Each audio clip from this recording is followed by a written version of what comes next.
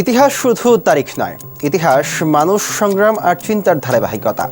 একটি দিন আমাদের মনে করিয়ে দেয় সময়ের স্রোতের টানে কতটা উল্টেছে পাতা, যার বিশ্লেষণে ফুটে ওঠে উত্থান, সৃষ্টি, পতন, স্বচ্ছতা ও নিষ্ঠার গল্প। রূপ নেয় সভ্যতার রং, বলে দেয় কতটাও কিভাবে বদলাতে পারে তা। অভিজ্ঞতার ঝুলিতে বুলি ফোটাতে পারে এই একটি দিনের তথ্য, কারণ তাতে মিশে থাকে একাধিক গুরুত্বপূর্ণ ঘটনা ও সেই ঘটনার সাক্ষী। সুপ্রিয় দর্শক, এনটিভি অনলাইনের বিশেষ তথ্য পরিক্রমা এই দিনে সবাইকে স্বাগত জানাচ্ছি আমি সুমিত সাহা। এই দিনে ইতিহাস প্রতিদিনই কথা বলে। দর্শক, আজ 4 ফেব্রুয়ারি 2026, 21 মাঘ 1432। চলুন ফিরে যাই আজকের দিনে, দেখি বিভিন্ন সময়ের এই দিনে কি কি ঘটেছিল শিক্ষা, সমাজ, অর্থনীতি, বিজ্ঞান, ধর্ম, রাজনীতি প্রভৃতিতে। 1628 সালের এই দিনে মুঘল সম্রাট শাহজাহান আগ্রার সিংহাসনে বসেন। তার শাসনকালেই নির্মিত হয় তাজমহল সহ মুঘল স্থাপত্যের সেরা নিদর্শনগুলো। 1783 সালে ইতালিতে ভয়াবহ ভূমিকম্পে প্রাণ হারান প্রায় 30,000 মানুষ। এই দুর্যোগ ইউরোপের ইতিহাসে এক গভীর মানবিক ট্র্যাজেডি হয়ে আছে। 1783 সালে দীর্ঘ বৈরিতা শেষে যুক্তরাষ্ট্র ও ব্রিটেনের মধ্যে শত্রুতার অবসান ঘটে। দুই দেশের সম্পর্ক নতুন পথে যাত্রা শুরু করে একই দিনে। 1789 সালে জর্জ ওয়াশিংটন যুক্তরাষ্ট্রের প্রথম প্রেসিডেন্ট হিসেবে নির্বাচিত হন। একটি নতুন রাষ্ট্রের নেতৃত্বে দাঁড়ান ইতিহাসের এই কিংবদন্তি।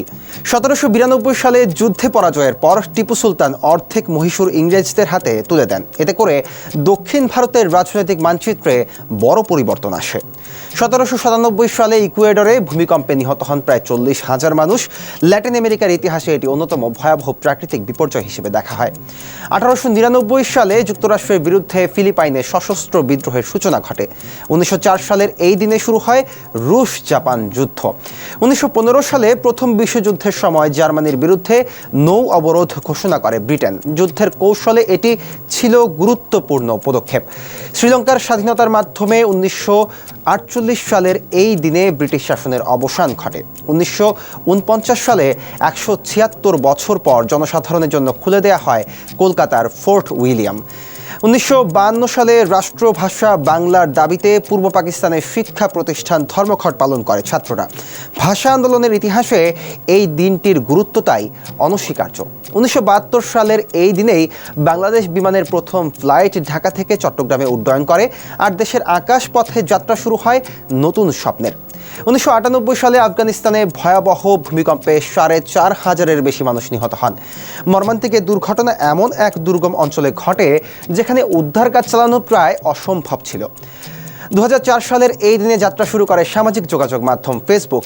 কে জানতো সামাজিক যোগাযোগ মাধ্যমের এই অ্যাপ মানুষের জীবনে এক অবিচ্ছেদ্য অংশ হয়ে উঠবে।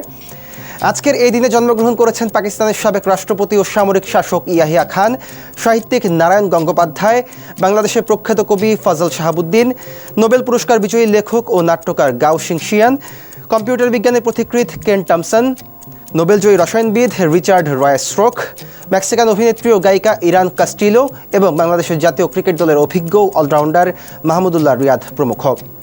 এই দিনে আমরা হারিয়েছি বাঙালি কবি ও নাট্যকার মনমোহন বসু, ভাষাবিজ্ঞানী এডওয়ার্ড স্যাপির, নোবেল পুরস্কারপ্রাপ্ত লেখক ও দার্শনিক আলবেয়ার কামু, প্রখ্যাত পদার্থবিদ সত্যেন্দ্রনাথ বসু, সাহিত্যিক মৈত্রেয়ী দেবী, কবি ও সংস্কৃতিকর্মী সানাউল হক, চট্টগ্রাম বিশ্ববিদ্যালয়ের প্রতিষ্ঠাতা উপাচার্য আজিজুর রহমান মল্লিক প্রমুখ। দর্শক, এই দিনে গুরুত্বপূর্ণ কিছু তথ্য তুলে ধরা হলো। আরও কোনো তথ্য থাকলে স্মরণ করিয়ে দিন কমেন্টে। ফলো করুন আমাদের ফেসবুক পেজ এনটিভি ও এনটিভির ইউটিউব চ্যানেল, এবং বস্তুনিষ্ঠ যে কোনো সংবাদ পড়তে ভিজিট করুন ntvbd.com-এ। ভালো থাকুন, সুস্থ থাকুন, শুভকামনা সবসময়।